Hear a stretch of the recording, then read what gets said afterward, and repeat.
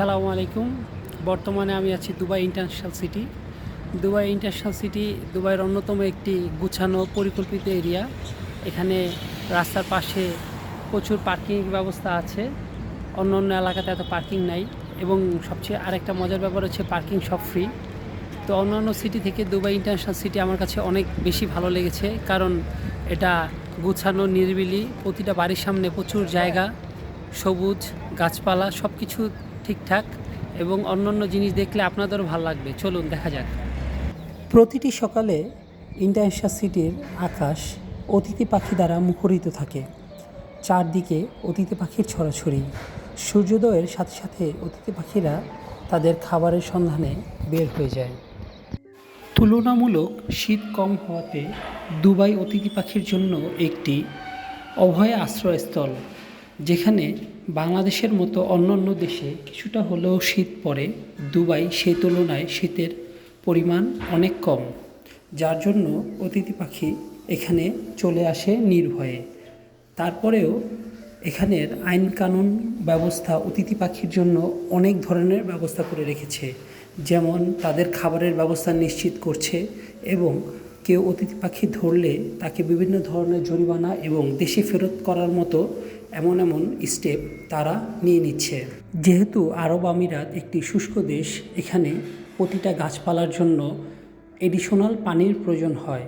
Dubai সরকার বিভিন্নভাবে ফোয়ারার মাধ্যমে প্রতিটা গাছে, ঘাসে এবং শহরের সব প্রান্তে পানির ব্যবস্থা করে রেখেছে। পাইপের মাধ্যমে কৃত্রিমভাবে পানি না দিলে দুবাই হয়তোবা এমন সবুজ কখনোই দেখাতো না।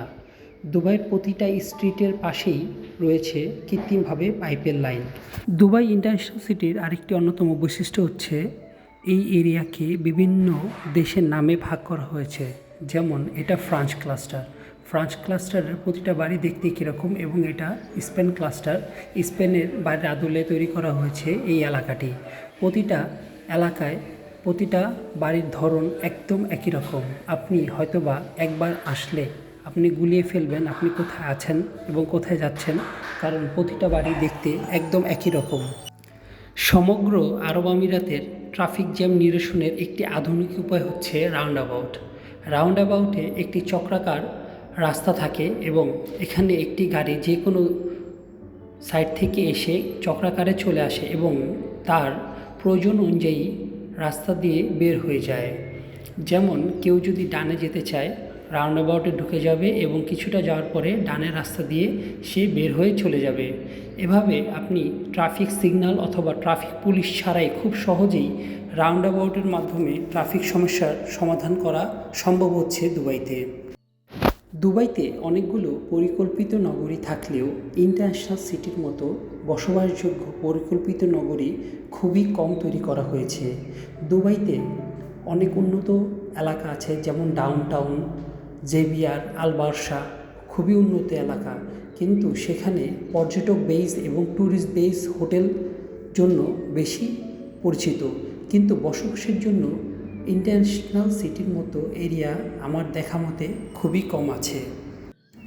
এটা একটা ইটালি ক্লাস্টারের বাড়ি, যেটা সম্পূর্ণ আলাদা স্পেন ক্লাস্টারের বাড়ি থেকে, এবং ইটালি ক্লাস্টারের সকল ধরনের বাড়ি কিন্তু এই আদলেই তৈরি করা, এবং স্পেন ক্লাস্টার ডান পাশে আছে। এটা প্রতিটা বাড়ি এই আদলে তৈরি করা হয়েছে।